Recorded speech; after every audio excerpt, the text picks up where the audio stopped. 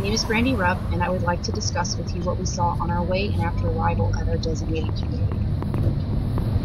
On our way to our community, we surveyed the area around Holt Avenue. We drove through several small communities that were considerably nicer than the area that we surveyed. These areas were clean and had nicer homes within them. Once we passed Holt and Plum, the neighborhood seemed to take a turn downhill. There were very large, vacant lots that separated these two communities. Once we began our drive down Holt, we could see the degradation of the community. There were homeless people walking the streets, there were trailer parks and motels that were turned down. Everywhere we looked, we saw signs in Spanish. This was an indication that we were going into a primarily Hispanic neighborhood. There were many auto body shops, taco shops, pawn shops, and many liquor stores, and also storage facilities.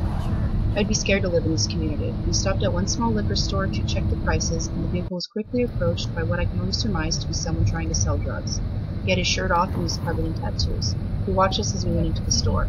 This made me feel uneasy. There were very few bus stops along Holt Avenue. There were small liquor stores everywhere. However, they had limited supplies. The large chain store in the area was Cardenas, and it was centrally located on Holt Avenue. Homes in this area were run down and dirty. There were several apartment complexes, and there were not many homes for sale within the area. I would assume this is due to their low socioeconomic status that members of this community would be renters.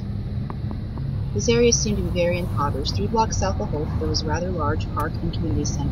There were 2 churches, a Hispanic Roman Catholic, and a Christian fellowship. Environmentally, there are many hazards. Many of the streets do not have sidewalks, and there are no built-up drainage systems. To access all of the stores was close to the residential areas. However, members of this community would have to cross major streets to access these businesses.